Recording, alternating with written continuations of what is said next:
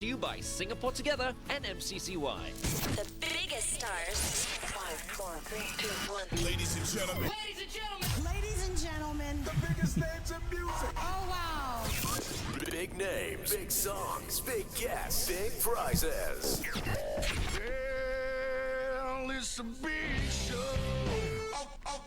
Okay. The Big Show. Put your hands together for the one and only Glenn, Angel, FD, and Sean. That's what I'm talking about. 1FM 91.3. Good times, greatest hits. Good morning and welcome to the biggest show on radio in the morning. It's The Big Show with Glenn, Angel, FD, and Sean. This morning we are so honored to have with us the Senior Minister of State of the Ministry of Sustainability and the Environment, Dr. Amy Khor. Good morning, Minister. Good morning, everyone. Morning. Good morning, Minister. So good to have you on the show, and everyone is actually loving the video that we did together. Yes. Yeah, they are liking it every single day. They are sharing it. So we'd like to thank all of you for doing that. And this morning we have on the show the Minister herself. We will start the interview right now. Minister, my question for you is, what is the Singapore Together movement about? Well, the Singapore Together movement is really about getting Singaporeans to work with the government and actually with one another to build our future Singapore. And really it is to give Singaporeans more opportunities to shape the issue that they care about. So a very good example of a Singapore Together partnership would be Alliances for Action. We call this the SG Together Alliances for Action, and the aim of this Alliances for Action really is to rally people from the 3P sectors. 3P means people, public and private sector to collaborate and co-create solutions on important issues that matter to them. So just give you some examples. Till today we have 30 AFAs formed, and they work on issues, a wide range. For instance, AFA on tackling online harms. AFA on youth mental well-being. AFA on mentoring, on low-wage workers, on work-life harmony. So really topics that Singaporeans, are concerned about. Yeah, top of mind. I mean, these are exactly the things that Singaporeans talk about. That's right. Yeah, for sure. Minister, thanks so much for doing that video. As Glenn mentioned earlier, it was a lot of fun to film it with you, but also it was very educational. You mentioned AFA earlier, which is Alliances for Action. Can you share with us a little bit more about what the Singapore Together AFA online ordering for hawkers does and how it helps the hawkers? Well, sure. First, it's a mouthful, right? Yeah. But, during this COVID-19 pandemic, the footfall for our hawker centres has gone down, and that of course affected hawkers. And but at the same time, there's an increase in online food ordering.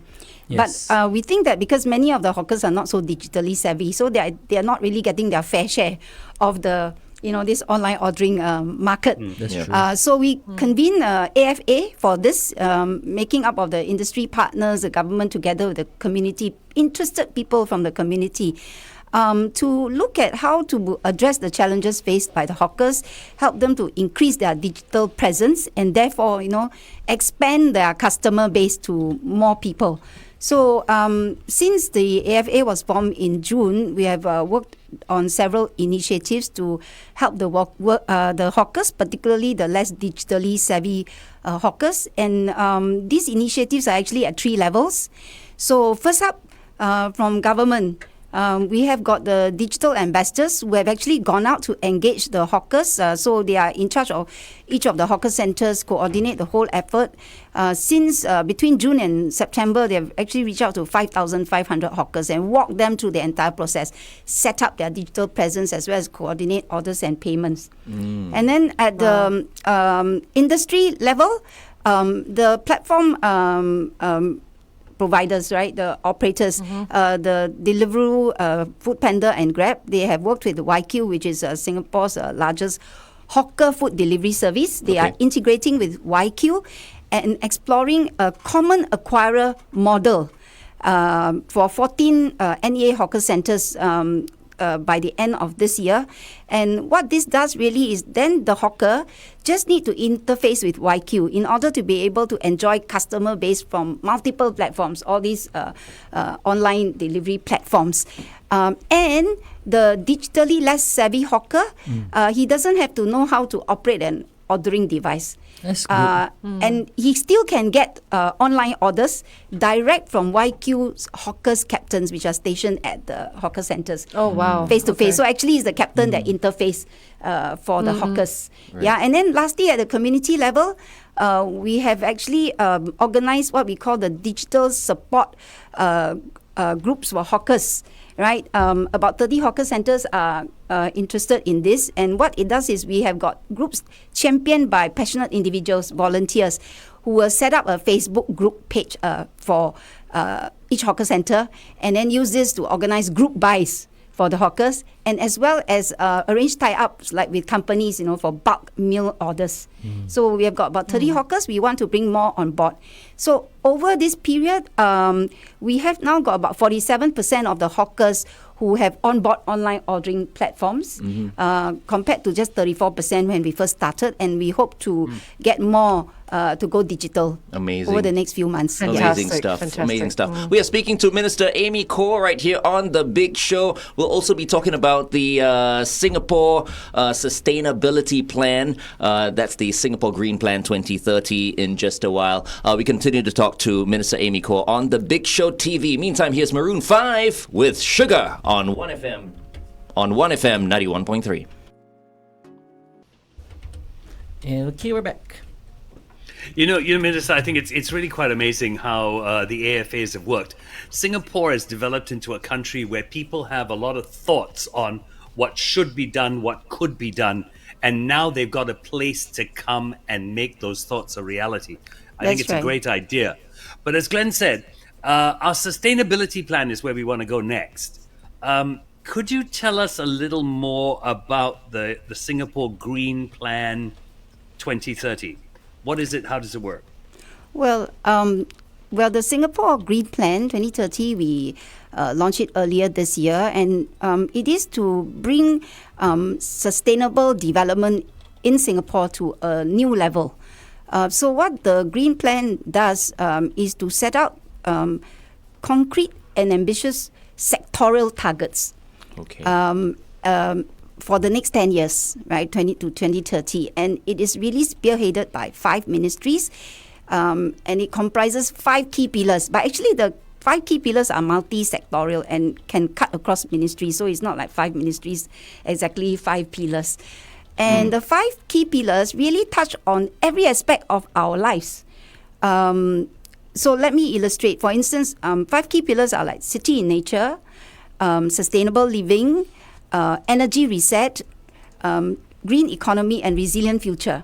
So in city nature, the target is that by 2030, every household will be a 10-minute walk from the park. So no excuse not to go to the park and do walks and exercise. Wow. Yeah.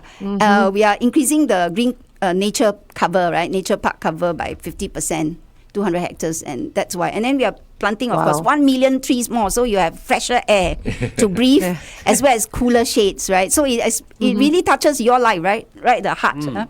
And then for sustainable living, we're talking about, getting Singaporeans to embrace sustainable lifestyle. So waste less, recycle more, right? Repair and reuse, for instance, reduce your carbon footprint. Yeah, and then energy reset is about green energy sources. So, for instance, we want to increase solar energy deployment by 5 times.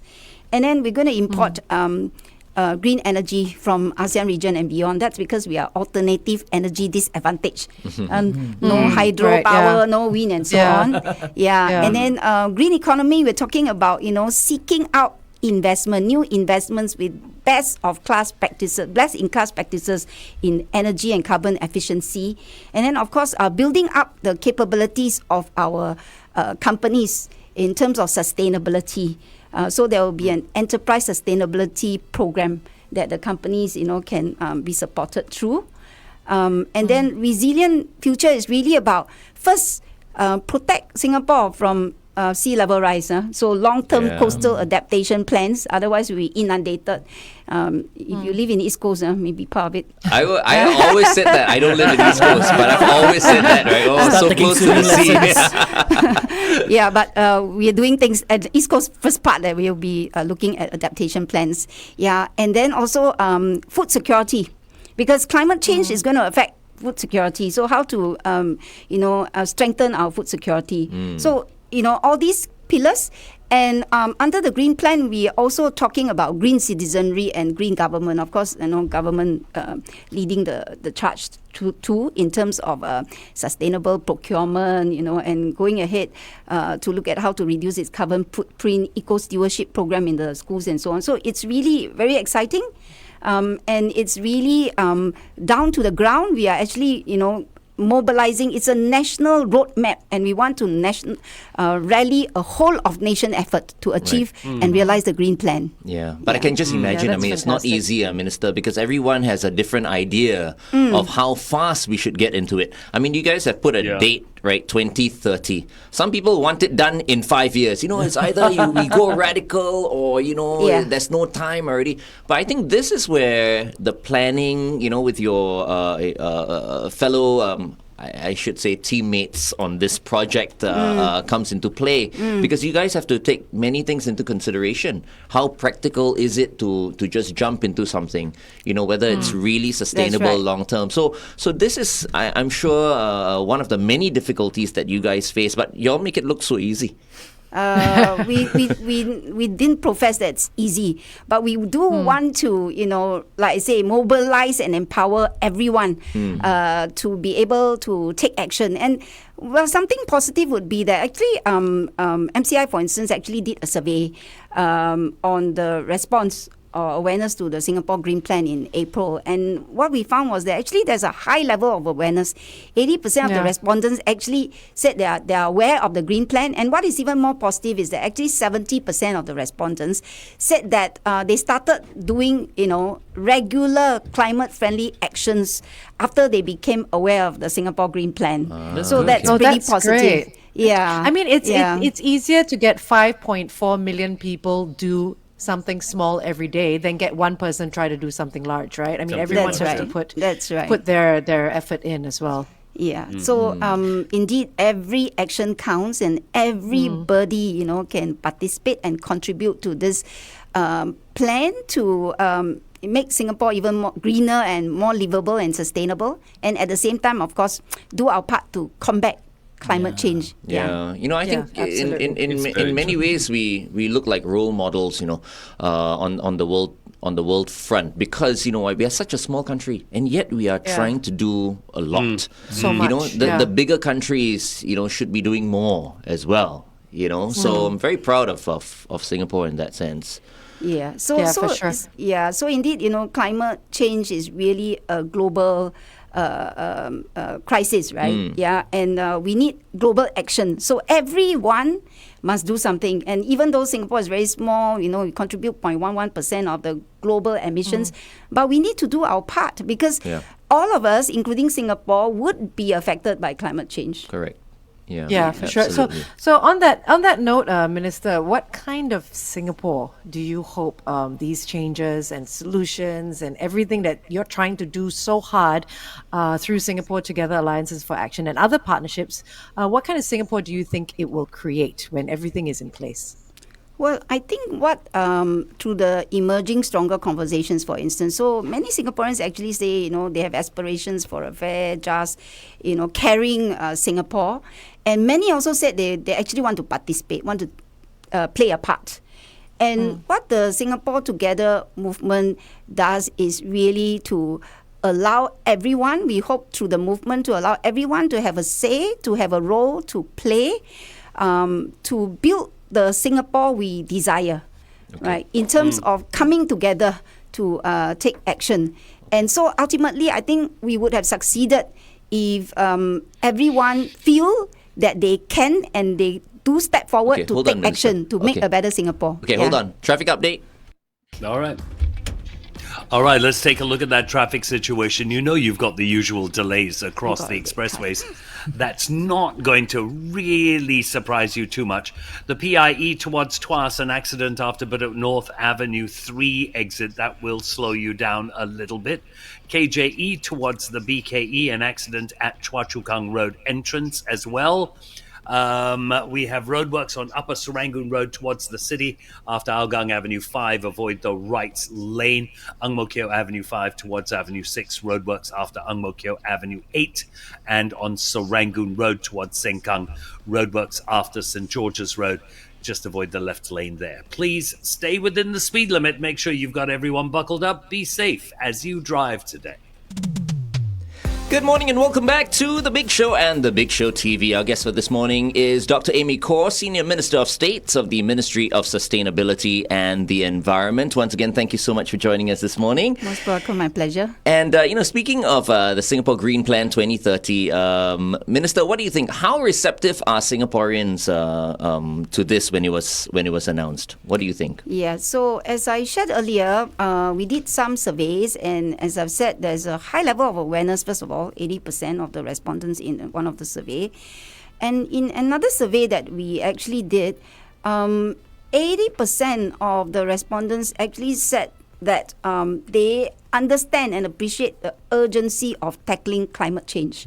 So that's really positive. And 80% also said that they are willing to take action to tackle climate change and also to influence their family members and friends to do the same, adopt climate-friendly actions and lifestyle. Yeah.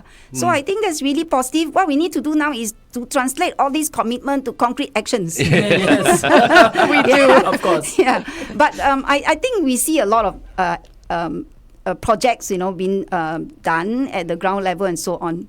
Yeah. I mean, I use a shopping bag now. My own shopping bag yes. when I go to the supermarket. In the past, I used to be a bit resistant. I used to like getting those plastic bags. Because I'll use it for my trash to line my bin and all that. But these days, I actually get proper bin liners for it. So I think although people have been slow to get into this whole thing, but as long as we eventually get there, that's the most important thing. Which is why I think it's good that you guys are aiming for 2030. Oh yes, It's realistic.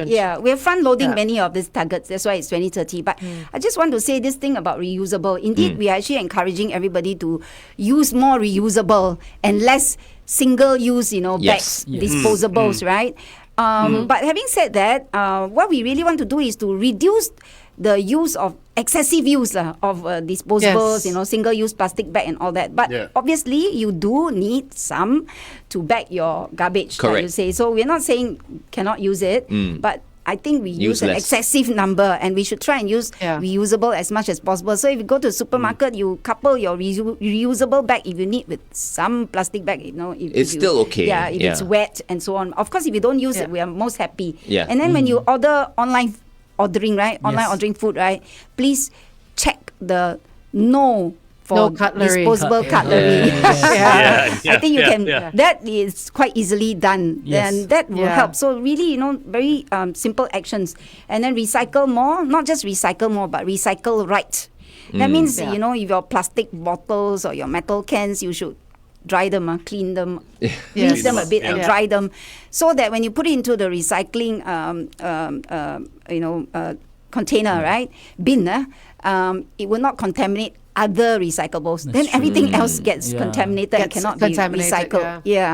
Minister, if you want to work with someone, you want an ambassador or something like that for this, Angel is the one.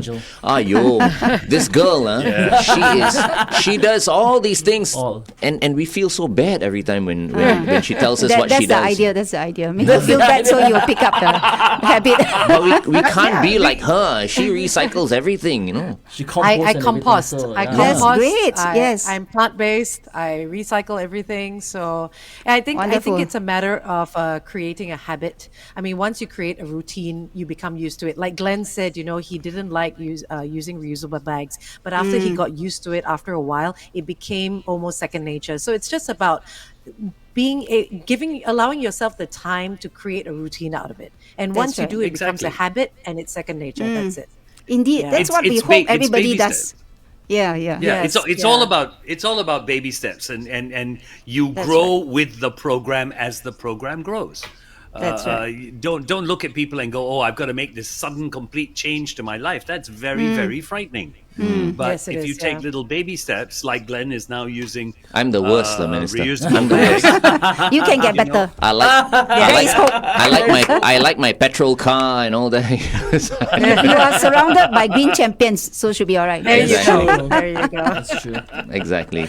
Yeah, indeed, baby steps. I agree with FD. We're not asking people to completely change their life. It's really small adjustments to your lifestyles, and Yes. that in aggregate, it really helps, right? If everybody does something, that will actually contribute towards our effort to reduce our carbon footprint, reduce waste, for instance, recycle more. One thing we are doing in the Green Plan really is to reduce the amount of waste, incinerated waste, right, that goes to our only landfill, Semakau landfill, by 30% by 2030.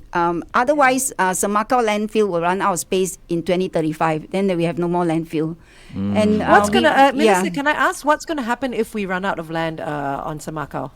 We will all have to collaborate, scratch our head, and see how to find another landfill or create another Wow. landfill. It would be Buy a extremely small expensive. island. Yeah, so let's reduce our waste and recycle more. All right. Minister, I've got one last question for you right here while we are talking to some of the exclusive radio listeners. Because this morning, some people are listening to us exclusively on the radio. Some are watching both, TV as well as radio. So one last question for you. What kind of Singapore do you hope that the changes and solutions implemented through the SG Together Alliances for Action and other partnerships will create when they are in place?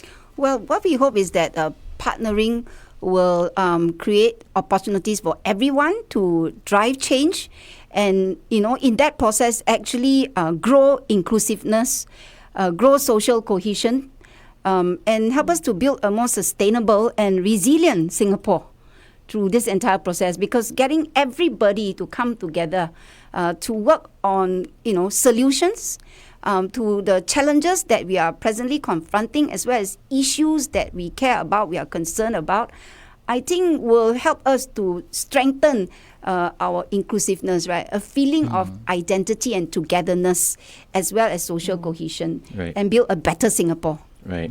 We've been chatting with Dr. Amy Khor, Senior Minister of State of the Ministry of Sustainability and the Environment. Thank you so much, Minister. My pleasure. Thank you you. so much. Thank you, Let's Minister. Chat was brought to you by Singapore. Okay. That's cool. Perfect. Awesome. Thank you. Well done. Awesome. Nice. Very nice. Thank you, Thank everybody. you. Thank you, Thank Minister. Thank you. That Thank was you. a really good morning chat. Yes. It was good. You energized me. You energized me. Oh. Yeah. Great. you energized Shani, you were me. taking a photo. Minister, she's going to take a photo. Is that okay? Now I'm ready to actually work. Can everybody on Facebook can watch us take a photo also? Take a photo. Yeah, one on the screen so all of us yeah. can be... Oh, I was already smiling. What's happening? Okay, we smile again. Look at the All cameras, right. though. Glenn, look at the camera. Okay. Yeah. 1, 2, 3. One more. 1, 2, 3. Okay. Thank you. Thank Lovely. you. Thank you. Thank Thank you you. so much. Thank you, Minister. You're most Thank you, welcome. Minister. Have a good day. You too. You too. Thank you. Oh, my mask is outside. For everybody else on Facebook today, just a quick announcement. Because we have Minister, and then later we have a doctor coming in, and then later DSG as well. Jeng Johan has retired for today. Yes, that's right. Yeah. Just so- for today. Yeah, Jeng Johan retired today, so don't send in your song requests, please. Thank you. Song requests. Yes. But you don't can send. you can send in your questions for the doctor. Yes, in yes. our You comment have- section. Yes. Deb, tell us what Yes. to do. Basically, you We're can go going to to- our Facebook page here. Yeah, we're going to be talking to Dr. Thiam Chye. He is an obstetrician and gynecologist, and we're going to be speaking about fibroids. So if you have any burning questions about fibroids, please comment on our Facebook in the comment section below our video, and just ask any questions, and we'll try to attend to them when the doctor is in the house. My first question is, what is a fibroid? There you go. Well, and that is it will actually be one of the first question. questions we're actually asking. Good. Yes. Good. Yeah. It'll get Because, answered. Because you got to say, a lot of boys really don't understand that one. Oh, it's a girl thing, is Yeah. it? It's a girl thing. Oh. I'd like to ask It's him a that girl though. I mean, is it purely a girl Is thing? it? That's don't interesting. know. I've never. Yeah. That's true. I don't know. That's quite we'll find out. I guess What's we'll find out. What's up? Talking about Fibroid. fibroids. Is fibroids just a girl thing? So we ask the doctor lah later. Doctor coming. Yeah, we're gonna have to ask the doctor that. Fruits Yeah. contain a lot of fibroids. No, That's Glenn. fiber. Yeah, made me confused. Don't confuse Please Sean, don't poor confuse thing. us before we start, okay? Coming up, folks, we've got Dr. Thiam Chye, obstetrician and gynecologist from, let me see, Mount just to be Elizabeth sure, Novena yes, Mount yes. Elizabeth Mount Novena Elizabeth Hospital. I don't Novena want to mention the wrong the wrong hospital. Yeah. Okay, and as doctor Angel is with said, us it's just- already, so we start great. this early a bit. Awesome. Okay. Yes, Yes, doctor. hello, Good doctor. morning. Hi everyone. Hi. Everyone, Good morning. Dr. Thiam Chye. Hi. How's Good morning, everything at doctor. Mount Elizabeth Novena Hospital? Things are okay gradually now because we are in the stabilization phase. So I think that we see more cases coming in, and we are also helping with some of the COVID cases in the other Parkway hospitals as well. I see. Oh, I right. see. Okay. And Wonderful. you're allowing visitors in as well, right? Yes, from this week onwards. So it this has week, been yeah. a tough time because can you imagine? Because in obstetrics, we help with deliveries, and it has been a tough time for mothers having no visitors. Giving birth used to be a very happy occasion where the whole Yeah. family, friends, the colleagues come and visit and take photos with the baby and support the mother. So it has been very tough for the last few months when only the husband is allowed into into the visiting wards with the Must mother. be very lonely. You Yeah, can't celebrate I know. in that sense. Yeah. It was quite amazing. I remember when I had one of my children, we had cousins come over. We didn't even know they were cousins. All of a sudden, they just appeared. We had family Yeah. that we didn't know we had. Everyone can just show up, right? Yeah, it's so much It fun. doesn't happen anymore. Yeah.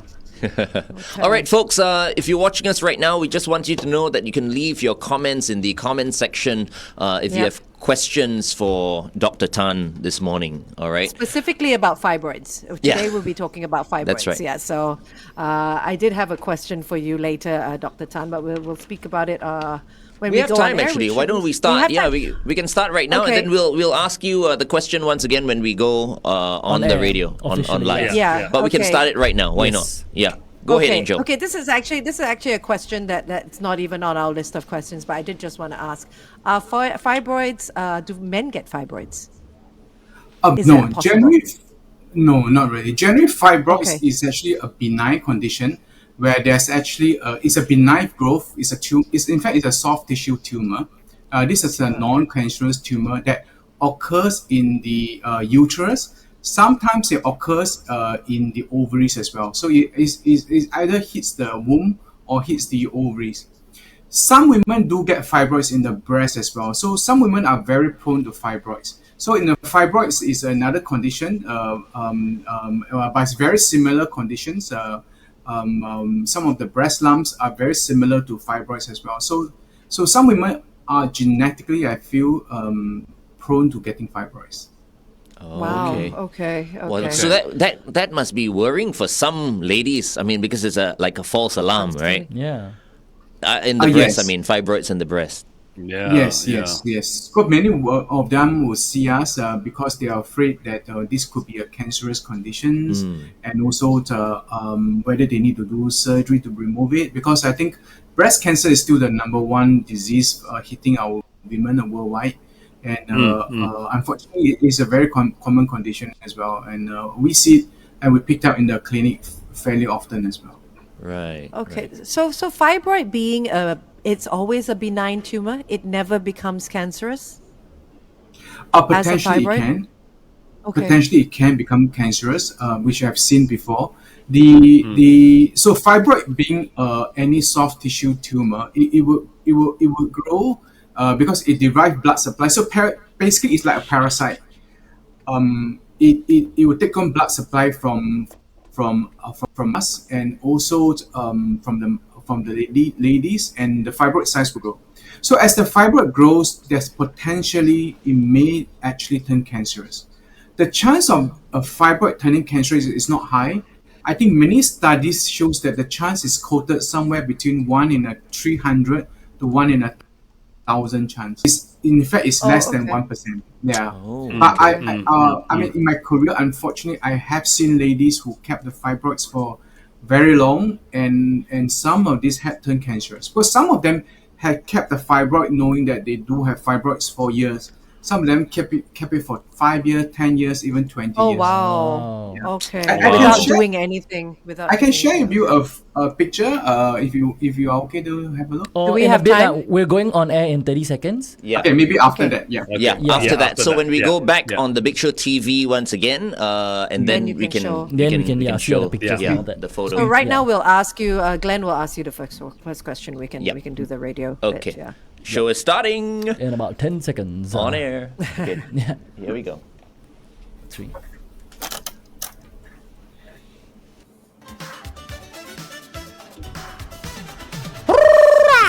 Doctor, made possible with Mount Elizabeth Hospitals. Take charge of your health today. Good morning and welcome back to The Big Show and The Big Show TV. Our second guest for this morning is part of a brand new segment on the show, all right?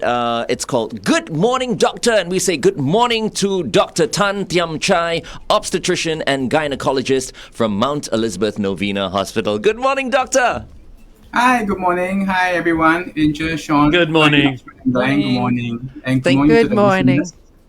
Thank you so much, Dr. Tan, for taking time off this morning. I'm sure you're very, very busy. But this morning, we are talking about fibroids. Now, could you tell us what are fibroids and are there different types of fibroids? Well, so fibroids is a very common condition. So if we look at the incidence of fibroid amongst women, it's called 20 to 30% women will suffer from fibroids. Fortunately, the spectrum of disease is very wide. It can be very mild to very severe fibroids as well. And some may not need surgery. They probably need some follow-up, probably with an ultrasound scan every 6 months or 1 year. Fibroid is a benign condition. It's actually a benign soft tissue tumor that occurs mainly in the womb and in the ovaries as well. So unfortunately, it's a disease of the female. It does not happen in the male. Sometimes we do get fibroid-like condition in the breast as well. So women who has fibroids in the womb, very often they get some soft tissue lumps in the breast as well. Oh, Okay. So isn't that Okay. Wow, that must be scary for women. Yes, it's actually pretty frightening for some women. I mean, I do have patients coming to my clinic crying, saying that, they have been diagnosed with fibroids. They think that it is cancerous. They want surgery immediately, even though it's a very small tumor. So it can be very distressing for the female. And doctor, can I ask you, are fibroids painful?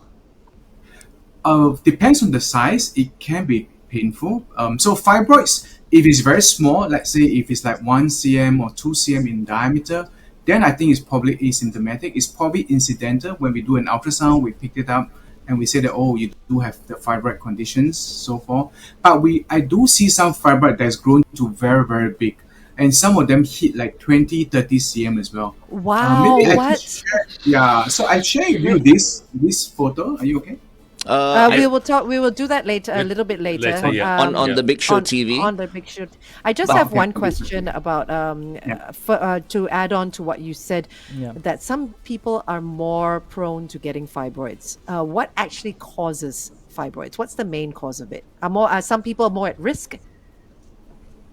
Yes, I believe fibroids generally it's probably a genetic or familiar condition. Unfortunately, we doctors have not identified the exact gene condition that's associated with fibroid. So while we know that it's a familiar, because many times the my patient will give me a history that my mom has fibroids. She has gone through a hysterectomy because of fibroids. My sisters have fibroid as well. So generally, we find that it's probably genetically linked. There's probably a genetic predisposition of the fibroids as well. While we also believe that certain lifestyle may contribute to the growth of the fibroid, actually in certain diet as well. So we have to be a bit wary. So if you look at the literature or even if you read on the internet, there are some foods that has been associated with fibroids, which I believe may be association, because generally fibroids is as I said, it's a soft tissue tumor. It responds to estrogen stimulation.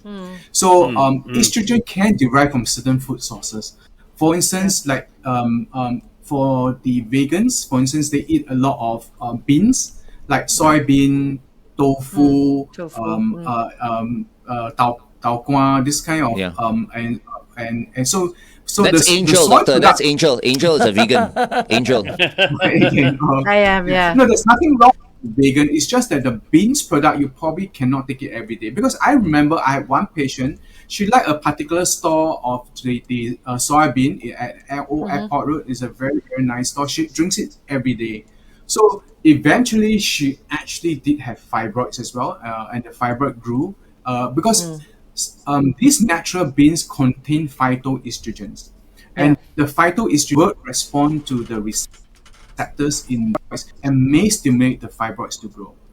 And also, unfortunately, some women also self-medicate them with some tang guai and some of these herbs that may contain also phytoestrogen as well. And this may also stimulate the fibroid condition to grow as well. So the third thing that usually some studies have been associated with certain meat, unfortunately, as well. So unfortunately, red meat has been associated with the increased risk of fibroid growth. So actually, when some patients have fibroids, I do tell them not necessarily to go vegan, but to cut down on red meats.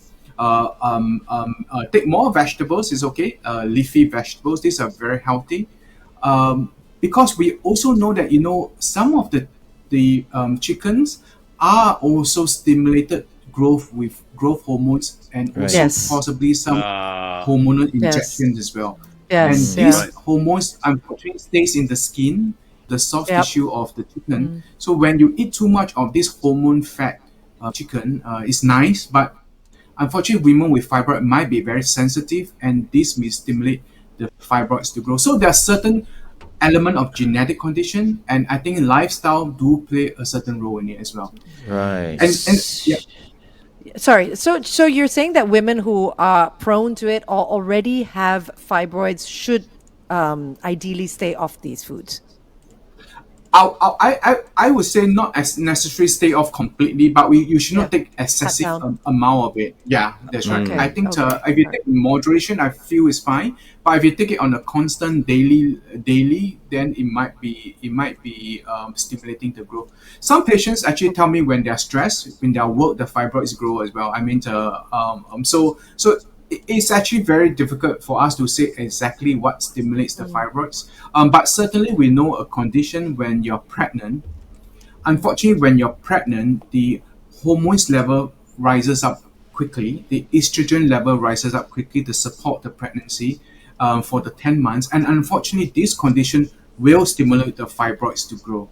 So I have patients who have like a 5 cm fibroids pre-pregnancy, and they say, okay, I'll just like to observe. And then during the pregnancy, because of the estrogen stimulation, it increases to like 15 cm and 20 cm. I just have one patient.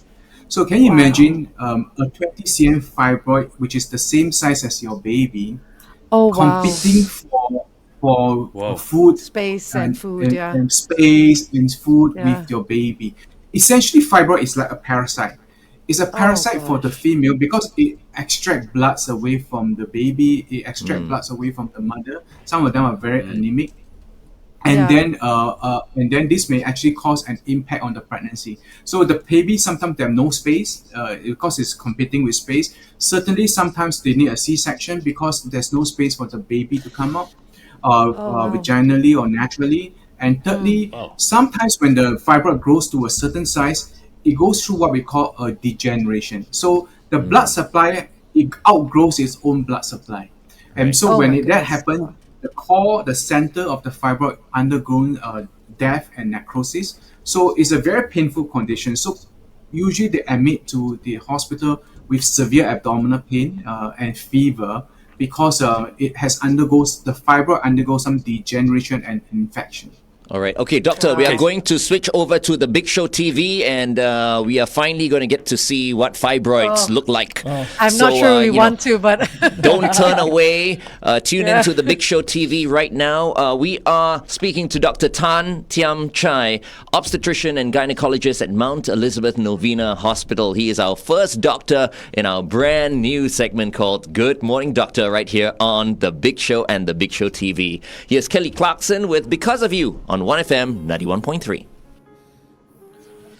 All right. All right, time to have a I'm look at afraid what... to see those pictures. Warning again. Warning first. Yeah. So, Dr. Tan, you said these fibroids can grow to 15 to 20 centimeters, and you have a photograph of what that looks like. Wow. That's Oh. huge, man. Wow. Can we Okay. Are see we that? ready to? Yes. Are we ready to Not see? really, Yes. but Yeah, okay. well, no Yeah. one's ever ready, but we'll No see one's it. ready Yeah, for this. yeah, just show it to us. Okay. So Okay. unfortunately, this is one of my patients. You can see initially, she came to me. Firstly, she thought she was pregnant because you Oh. can see that she has a huge tummy, and then she has a belly, which Right. is just below the umbilicus. So initially, she thought that she was pregnant. Because she see that the tummy is rising up, and she Yeah. thought, and she know that it's not just fat because it's actually Yeah. bulging. I gotta And be then, honest, of course, Dr. Tan. Initially, I had no idea which part of the body that was. You know what I mean? When I'm you- kind Yes. of confused as well. That's the tummy, Yeah, right? that's That a is tummy, it. yes. That's the tummy. That's That's the the tummy. tummy. So, Okay. so this is the so this is actually the umbilicus, Okay. Oh. Yes. Okay. and Yeah, this is the lower okay. part of the tummy. So you can see that this bulge here, It's a side view. Yeah. Okay. All right. yeah, Yeah. it's the side view. So actually, this was Okay. taken during the operation, before the Okay. before the surgery. Okay. So so of course we did ultrasound to diagnose, and actually you can see that. Holy That was what was removed, Doctor. Yes. So you Look can at see it my in hand. comparison My to the hand. My hand is there, to actually show the size. It's actually bigger than my hand. Yeah, so this is about a 20 cm fibroid. Oh my God, doctor, I have a question. Why do women let it grow that much? Okay, for this case, I know she thought she was pregnant. But for pregnant women who have fibroids as well, and you said there was one case where the fibroid was fighting for space and blood and oxygen and everything else with the baby. Why do women let it grow so much, or why do the gynecologists, not you, because scans Allow are that done, to happen. allow that to happen until such an extent? So generally, a lot of these cases, they were unaware that they have fibroid. But during the so- scans, you can see, right? I mean, Yeah, doctors so can see. a lot of the women doesn't come for a regular checkup, so they actually do not know that they have fibroids. So the first time when we picked up the fibroid is when they are pregnant, when we actually first did the scan of the baby, and we find that Yeah. there's actually a huge fibroid next to the baby. Okay. Generally, this is actually the most of the time that's how they present. So at that time when they're pregnant, unfortunately, we can no longer do a surgery because Oh, really? um, Okay. because if we do a surgery when the baby is pregnant, then when you're pregnant with the baby, then it may cause a miscarriage as we remove the fibroid. So generally, once you are pregnant, our hands are very tight. We could not do anything. We probably just have to support you, wait it out, and see whether the fibroids cause any complication. But certainly, after the pregnancy, we will advise them to remove the fibroid. So that's the only way to settle the matter. Remove it, right? You can't remove it can't and- reduce the fibroid, right? Is that the only way to cure it? They are okay. So generally, I think that there are different presentations how they present to us with fibroids. I mean, some of them present with us for bleeding, menses bleeding. In fact, I just had a couple of patients these few days have been seeing. Some of them lost a lot of blood. Some of them, a women's blood count is usually about 12 grams. That's a normal blood count. So like some of the patient has dropped the blood count as low as like 5 to 6 because they have been bleeding every month in their menses heavily, and that caused them to have blood loss. The lowest I've seen due to fibroids and heavy period, the hemoglobin dropped to 2 grams, which is actually very, very low. Yeah, because the women are young, usually they accommodate with the fibroid condition, and the heart is strong. They can actually take the anemic condition. But if we were to have an acute blood loss, and for instance, your blood dropped from 12 to 2 within 30 minutes of an hour, that would have caused definitely shock and death. But because this is a chronic blood loss, so the women actually do accommodate. But a lot of them came to me with they are very breathless. When they exercise, they are very breathless. They can't concentrate, and they're very pale. Some of them look like a pale, really literally very ghostly because they're so white. The blood, no blood supply at all. They look so anemic. Whiter, paler than FD, doctor? Paler than FD? Scary then. So, doctor, in this case, do they need blood transfusions? Yes. So certainly, for some of this condition, we actually treat them with some medication first. We treat them with some iron infusion, some blood infusion, and also we also give them some medication to temporarily stop the bleeding as well. So there is actually an injection, which is the one of the growth hormone. In fact, it is a female stimulating hormone. What we does is that what we do when we give the injection, it actually we trying to block. This is a blocker, female hormone blocker that blocks the female hormone. So essentially, we induce them to go into a menopause state. So we actually cut off the estrogen supply of the female. Right. So because we induce them into a menopause state, then the fibroid will start to shrink smaller and smaller. So studies have shown that when we give them this injection, it would reduce fibroid size by 50 to 60%. Oh, wow. So a 5 to 6 cm fibroid will shrink to about 2 to 3 cm fibroid. But unfortunately, this hormonal injection does have side effects. So some of the women, after they take the injection, they are induced into a menopause state. So they feel like a menopausal woman. So they actually feel hot flushes. Then they start to have mood swings. Yeah, then they will scold their husbands, scold their boyfriends, scold their partners. Because of the they feel irritable. Some of them do go into depression as well. Okay. So this hormonal treatment generally are very short-lived. We only use it for maybe 3 to 6 months for us to build their blood, for us to build their body condition ready for us to go for a surgery. We normally do not give this for a long period of time.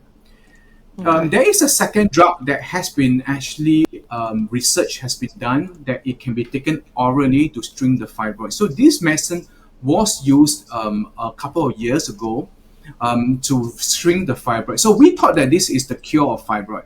Without surgery, we take oral medication, and this shrinks the fibroid. Actually, when we follow up the long-term follow-up of these patients, which there was a few cases that will cause severe liver damage. So this is not in Singapore, but in overseas.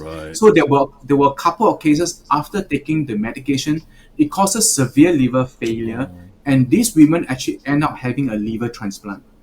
Oh no! So you can see that we are treating a benign condition of fibroid and then taken medication oral, and end up they actually have to go for a liver transplant. So this drug was then actually now has been removed out of the. Oh right, okay. So it's no one's at risk right now of taking that then. Right. No, because the research showed that the harm is more than the benefits. We're going on air. Doctor, we're going to go back. When we come back, there are ladies listening, and we've heard about pain when blood supply is cut off to a fibroid. Okay, FD, hold on. Traffic. Hang on. Traffic. 91.3 traffic. Okay, let's take a look at it. Usual delays across the expressways. I don't think that's going to surprise anybody too much this morning. KPE towards the TPE, a vehicle broken down after Sims Avenue entrance. TPE towards the PIE, an accident after Punggol Road exit. Those are the major situations you need to look out for. Please stay within the speed limit. Make sure you have everyone in your car buckled up. Be safe as you drive today. Good morning, Singapore, and welcome back to The Big Show and The Big Show TV. We've been chatting with Dr. Thiam Chye on The Big Show TV. He is an obstetrician and gynecologist at Mount Elizabeth Novena Hospital. Thank you once again, Dr. Tan, for joining us this morning. In case you're wondering why we have Dr. Tan on the show, that's because you've asked for it. Remember some months back, we asked you to WhatsApp us at 88550913 to tell us, what topics you would like to talk about for this brand new segment called Good Morning Doctor. And one of the topics you mentioned was fibroids. And that's the reason why we got Dr. Thiam Chye on the show this morning. And we're very grateful to have you on the show. Thank you so much, Dr. Tan, for joining us. Thank you so much. Thank you. And thanks for the invitation. I'm very delighted to be here because actually Glenn is actually my former army buddy. We actually did army yes. Yeah. So I'm so thankful You to must, see him so you well must today. tell us, Dr. Tan. Dr. Yeah, all Tan, the you must stories. tell us the story about Glenn that we Hey, don't the know. segment is not about us, no. It's about... No, but we Can, just we got time, we got one. time. Come on, just we Okay, have just time. one. Yeah, we Just got one time. One story. Okay. One. So basically, Glenn was a very good soldier. He's actually, in fact, in the army, he was very. I think that he's a very sell-on kind. So we were in the combat engineers together. So basically, we ate together, we bathed together, we go through the army together, we cried together. But actually, Glenn was a man with few words at that time. Wow. Oh, Hard to really? imagine, boy. I can't. Yeah, In I can't fact, imagine I that. couldn't imagine that he had his career as a DJ. I thought he was signed with the army or whatever. He was actually a man with few words because we were basically in a combat engineer, and most of us were speaking Hokkien, and he was actually speaking perfect English with us and so on. And Yeah, he does. so. But he was very, very quiet. But he's very, very serious about army, and I was very motivated. Be Rambo. I Glenn, said, what look, changed, if Glenn? I said, look, I would sign on with the army if I became an officer. True. But I had that thought as well. but I didn't, so I didn't sign on, which was So, maybe Glenn, a blessing in what was disguise. If not, I wouldn't be here today. True. What was Yes, the Angel. turning point? You were very quiet, and then now you're not. Man of few words, and no longer, obviously. What happened? I don't know. I'm not sure. I'm not that noisy, Angel. Come on. Am I that noisy? Okay. Well, I mean, what- we're Everybody not the one. faces how... What We're happened not the was one to was- say lower your volume all the time, right? That's not us saying that. But I You just had want to to say think- when I was in the army, right, with Thiam Chye, I used to love doing. I don't know whether you remember this. I used to love doing pull-ups because Yeah. Yes. yeah, we would be at the pull-up bar, and to. I would just be doing pull-ups this way, and it came to a point where my biceps were huge What? at that time. Yeah. Yeah, he's very Well. good. Yes. He's Rambo. Now I can't Rainbow even is do rainbow. 3 lah. I can't even do 3 pull-ups now. I'm trying to lose weight so that at least my arms can take my weight. But anyway, okay. Glenn, you're lucky. You're lucky. You can do 3 pull-ups. I can't even reach the bar. Okay, But Dr. Tan, I'm looking forward to catching up with Dr. Yeah, Tan let's very catch soon up. on a personal level. Yeah, but let's carry on right now. yeah, I do want to get back to our fibroids. So we talked about fibroids and how it can be very painful if the fibroid outgrows its blood supply and begins to die. 1. We talked about very heavy blood flows to the point where women need blood transfusions. 2. But we've got women listening to us now, and they're going, how would I know that I need to go and check? What do women look for that would say, okay, maybe I've got fibroids? What is it that they're going to look for? So generally, they present to us in two quite typical scenarios. The first scenario, as we have discussed, is where they get heavy periods. So actually, a normal period of the female, they usually bleed for maybe 3 days. That's actually a normal period cycle. And do you know that how many mils of blood a women lose every month from the menstrual cycle? Any idea? I have no idea. Not sure. I have no idea. So, Yeah. what I take a guess, like how many mils you think? We're all looking at Angel at this point because we got I no have idea. no idea. Angel as has well. no idea. Okay, I say I don't know. a Milliliters, liter. you're saying. A liter, so No, that would be 1,000 milliliters. I don't No, think not that's so a much. lot. Liters That's a a lot, lot. yeah. But No, it's no. Okay. If I were to give a guess, I'm trying to go by drink size. 200 can. ml. One Okay, can. so 200? generally for a female, their blood volume is about 4 liters. Blood volume, So okay. usually an average blood loss or a normal blood loss is about 80 mils and 80 below Okay, per month. 80. Okay. Okay. 80 mils Okay. or up to 100 mils. So generally, if they lose anything more than that, that's considered excessive bleeding, and that is Okay. usually what they present is that they will come to us saying that they changed like 5 pads, 6 pads, or even 10 pads a day. So usually anything, because a female cannot measure their menstrual volume. Nobody will use a measuring can to measure. So we actually go by how many pads they use per day to Right. quantify how much is How much? excessive. So in medical terms, if you use more than 5 heavily soaked pads a day, it's considered excessive. Heavily soaked. Yeah. Okay. Heavily soaked. And the second indication is if you pass out blood clots from your body instead of just fresh blood, because what happened is that there's probably a lot of excessive blood and it has clotted, and then it's actually passed out as a blood clot. That's also a sign of heavy periods as well. And generally, when they pass out the clots, it's very painful because the womb has to contract to expel the clot out. So they actually and in general they feel very weak and very tired and very lethargic during the menstrual time as well. When you say painful, are you talking about menstrual cramps? Or Menstrual are you talking cramps, about yes. something other than that? Menstrual cramps. Okay. Menstrual okay. cramps, yeah. Okay. So that's actually so a lot of them presents to us with excessive menstrual bleeding. That's one of the definition. The second time when they see us, mainly they come to see us for fertility issue. So a lot of them actually come to see us because they cannot conceive. So or they have problem conceiving, or they have problem retaining the pregnancy. So they present with what we call a recurrent miscarriage. So every time they're pregnant, they actually miscarry and they have 2 or 3 or 4 miscarriages. Wow. So a lot has to deal with the position of the fibroid. Maybe I will just show you this 3D model as well. Right. And this question addresses the question asked by Rose Serio, by the way, who's asking the question, can multiple fibroids cause a miscarriage? Okay. Yes. Are we on Facebook So or a on lot- air? We're on air right now. We're on air right now. Okay. It's okay. It's We okay. are- Never let's go. mind. We got- It's fine. Go ahead, doctor. Okay. So you can see that this is actually the womb, the uterus as well. So the fibroids can be in various locations. It can actually be usually in the muscle. This is called an intramural fibroid. These are essentially less harmful because they are actually in the muscle. What is most harmful is when they grow inside. You can see there's one here that is inside the cavity. So this is what we call a submucosal fibroid. So these fibroids generally cause bleeding, and generally it can cause a miscarriage as well, because you can see that they are competing with the space with the baby when the baby Right. implants in.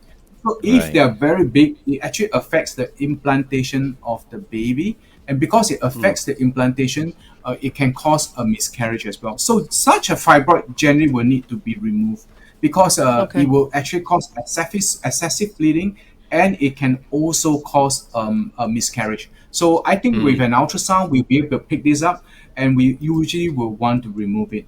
There is also a fibroid which sometimes can occur near to the end of the womb, which is here is where the cervix is. This is actually the vaginal cavity. So when the fibroid is at this, it will block the birth canal.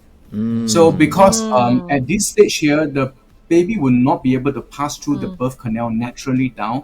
So a fibroid in this condition is harmful. We would want to remove them before the pregnancy occurs, so that they can actually go for a natural delivery if they want to.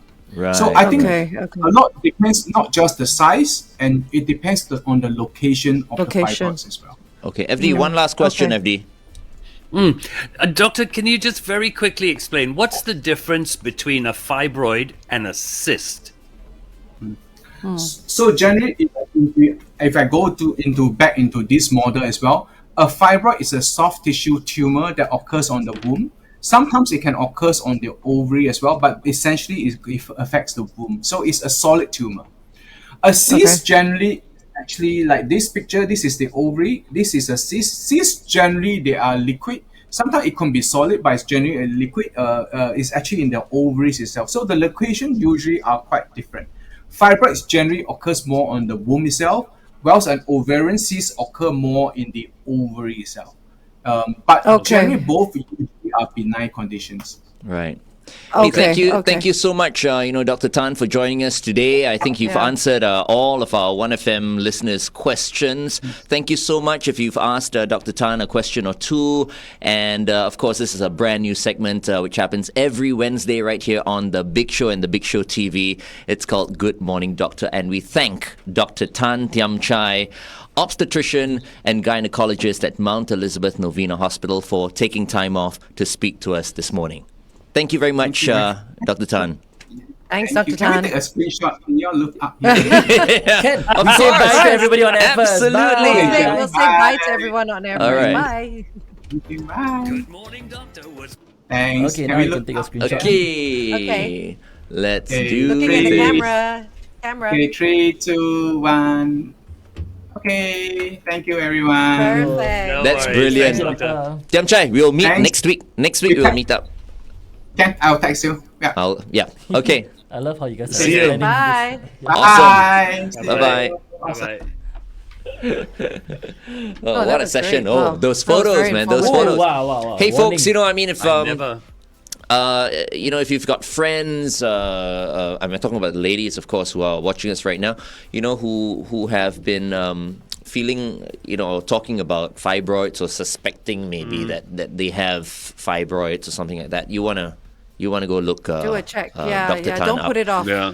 Once it again, off. it's at Put it Mount off. Elizabeth Novena Hospital. I mean, the least you can do is get yourself checked. I think that's very, very important. Yeah, get a scan done. Yeah. Yeah, especially if you're planning to have children. You want to get those fibroids out of the way before your baby starts growing. So that's very important, because once the baby starts growing, they said they cannot do any surgery at all. So that's scary. Yeah, and I've a few heard- hundred of you are watching us, as we speak right now. So I just want to remind you guys once again, you can WhatsApp us at 88550913, okay, and tell us what topics you would like us to cover. Yeah. All right, and we will get the relevant doctors for you on Good Morning Doctor. Okay, once again, it's 88550913. And just for information, next week we'll be talking about night leg cramps. That's another topic This one that you every guys Wow. have asked for.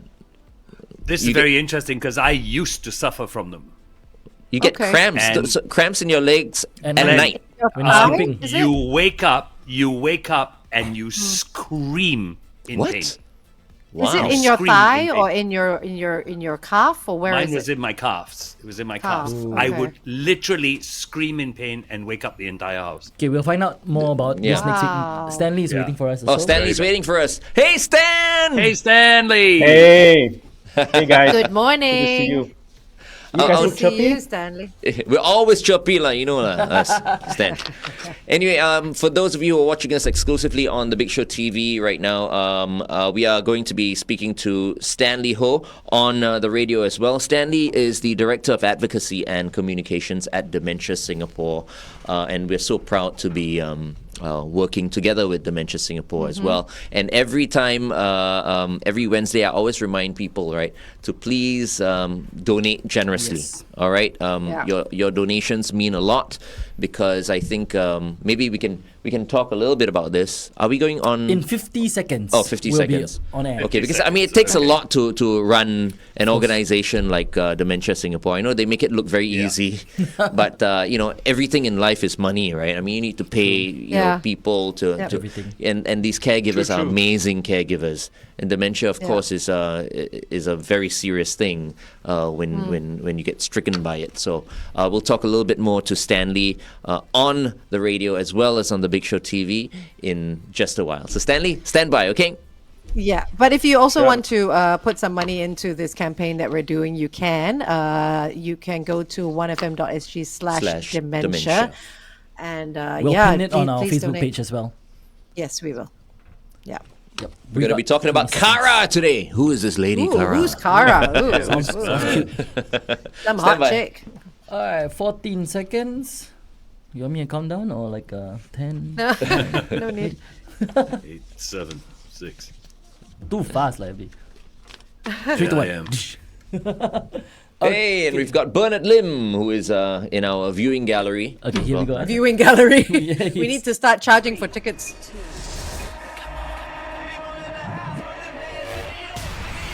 The Big Show, starring Glenn, Angel, FD, and Sean on 1FM 91.3. Boy, time flies when you're having fun, huh? Ooh. I thought today was going to be a really, really long, extra out. long morning, Session? but Yeah. but it feels like we've just only gone by. been talking to our guests for the past like 10 minutes or 15 minutes. I Yep. don't know. Yeah. Yeah. It's been an It's just- hour plus. I know, and more, right? And more plus. Yeah. Okay. Well, it so, helps that the topics are interesting, you know? Absolutely, and it gets Right? better. That is true. It Yeah. gets better. That is Right true. now, we have our next guest, Stanley Ho, Director of Advocacy and Communications at Dementia Singapore. Good morning, Stanley. Good morning, everyone. Good to be here. Good Glad to be here. morning. It's good to see Thanks you. for having me. Yeah, it's we've been wanting to talk to you, from the very beginning. Actually, we wanted you to be the first guest. But we had that other guy. What's his name? I can't. I'm just kidding. Of course, Jason came on the show, and here you are today, Stanley. Today we're going to be talking about a lady I hear by the name of Kara. Is it? Yes, that's right. Kara is the latest member of Dementia Singapore. Now, actually, it is a pioneering dementia membership program that we created, and we launched it just yesterday. Kara actually is an acronym that stands for Community Assurance, Rewards and Acceptance. It is essentially a mobile app and a lifestyle and community digital platform. It's an app that actually provides benefits, solutions, and resources for people living with dementia and caregivers and the public. Okay. Interesting. When you talk about benefits, what sort of benefits? So there are actually quite a few. Some of the main features and benefits of Kara includes a safe return function, which is basically it is actually the highlight of the app.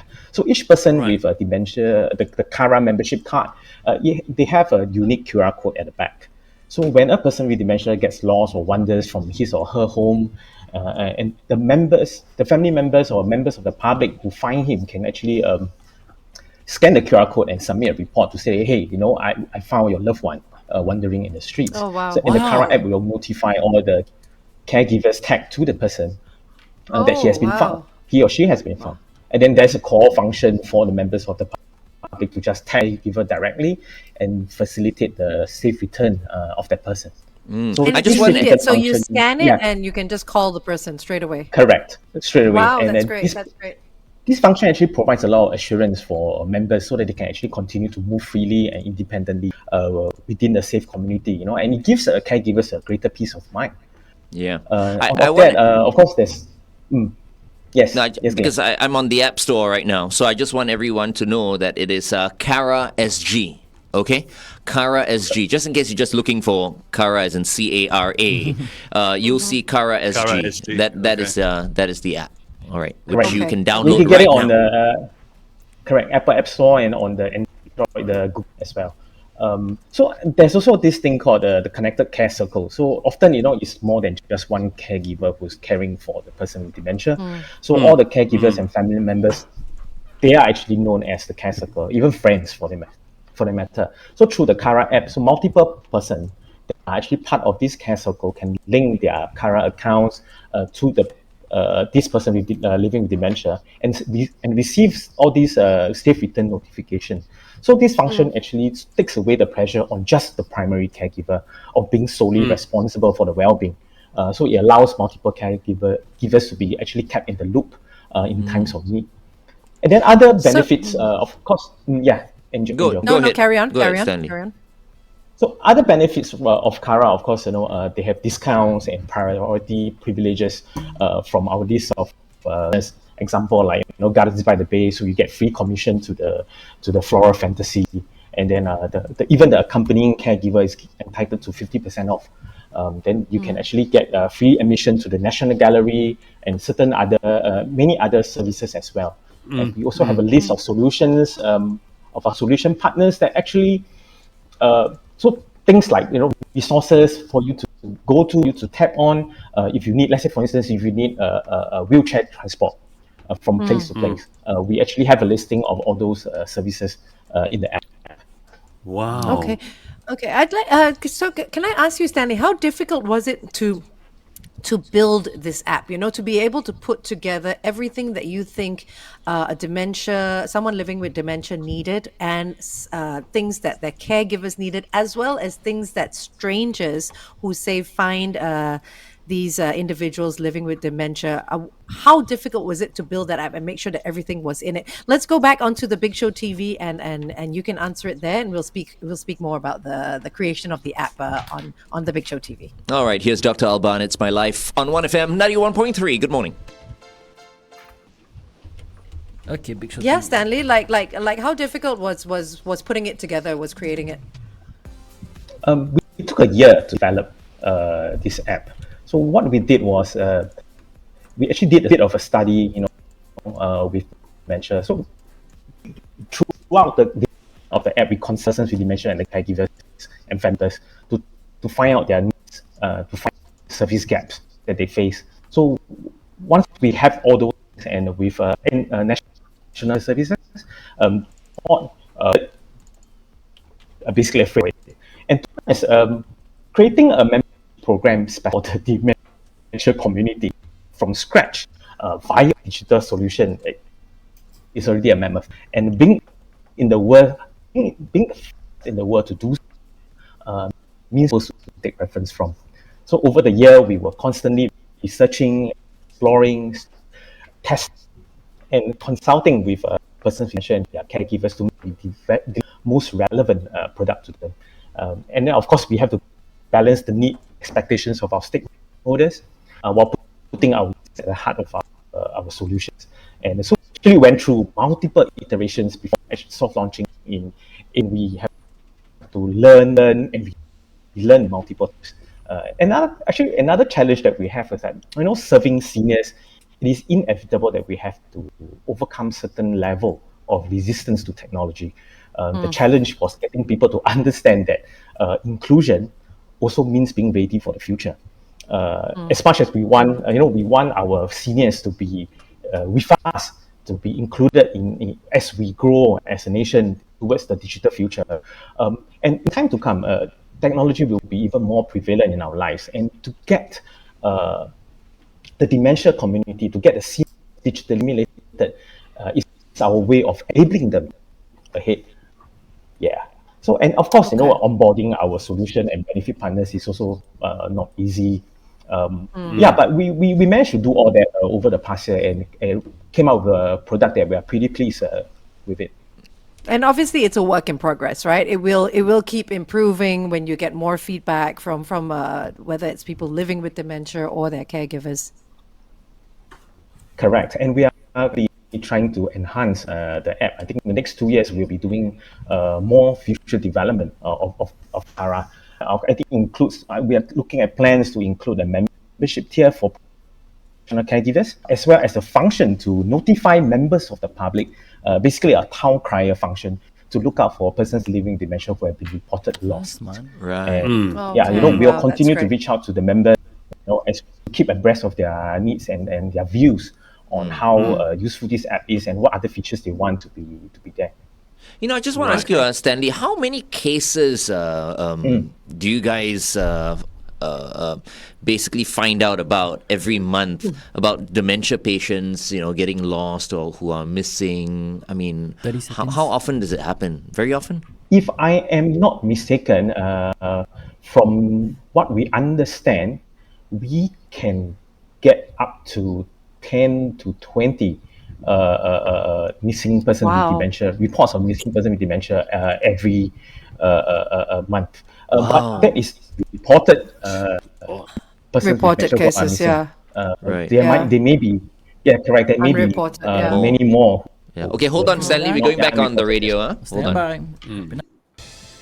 Dr. Alban, It's My Life right here on The Big Show and The Big Show TV. It's an extended Big Show TV today. Yes. 9:12 right now. Our third guest is Mr. Stanley Ho, Director of Advocacy and Communications at Dementia Singapore. We were talking about Kara. And right now, because, you are the Director of Advocacy, I've got a question for you, Stanley. What is dementia empowerment and advocacy all about? Interesting. Actually, the thing is, advocacy is not rocket science. A lot of people think that, it's such a big word, and actually everyone is an advocate. If you feel strongly enough about something, a person you feel strongly enough about, or even if you feel strongly towards your favorite hawker store, and you feel strongly enough to share these positive views with others, that's advocacy. So simply by encouraging your family and friends to patronize your favorite hawker store, you're advocating for the store. So, which is what we want to encourage in Singapore. Advocating for persons with dementia and their caregivers, to start conversations, to drive awareness, to understand the challenges that they face, to empathize with them, and then, of course, after that, to act, to support them and make their lives better. And then we repeat the whole cycle again. So what we are hoping to do where advocacy is concerned is that we hope that this will have a ripple effect across the country and beyond. Because at the end of the day, inclusivity cannot happen without empathy. And empathy cannot happen without awareness. And advocacy is to build that awareness. So right now, we are actually at the awareness building stage. Okay, that's great. That's great. Can I ask you, which is more important, do you think? Advocacy or empowerment? Which one do you think is up there on the list, or do they have to go hand in hand? So I think both are equally important. Definitely, it has to come together. You see, self-advocacy is different from advocacy. Self-advocacy is done by a person who is directly impacted by dementia. So it's basically a person with dementia or the caregiver. Right. It's about them speaking up for themselves and the dementia community. So they have lived the dementia journey. Their stories will be the most powerful. It's much like cancer survivors. You give people a voice, give them a platform to share their experiences. It raises understanding and empathy, and it reduces stigma. And then the society can reflect, and then we can ask ourselves, so what can we do to make their lives better? And then we act on it. So both are equally important. We need self-advocacy because nothing is more powerful than hearing the very thoughts, feelings, opinions, and suggestions directly from those who are impacted by the condition. Yes, and over the past weeks, we have been speaking to quite a few, and it was quite an experience speaking to them. Yes, exactly. It was, yeah. Exactly, and there will be no point putting out all these awareness campaigns and fundraisers, and if we don't know or don't see or don't hear the reactions or the point of view of those who is meant to help. Who have lived with it. Yeah. Correct. Stanley, at the end of the day, you've got Kara. You're with us here on OneFM. You guys are doing so much. What is the end goal for Dementia Singapore? I think our mission at the end of the day is still towards a dementia inclusive society. That is always our end goal. And it's only through that, being dementia inclusive, that the person with dementia, the entire dementia community can feel supported.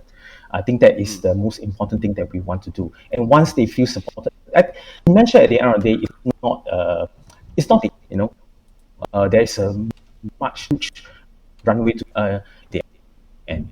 Everybody can continue to dementia despite the condition. You can still continue live with the community, society at large. So this wish is to Right. Thank you very much, Stanley, for joining us today. It's been a pleasure speaking to you, and once again, we soldier on in working towards a dementia-inclusive society here in Singapore, thanks to you guys, especially at Dementia Singapore. Thank you so much, Stanley. Thank you so much, guys. Thanks, Stanley. Thanks, Stanley.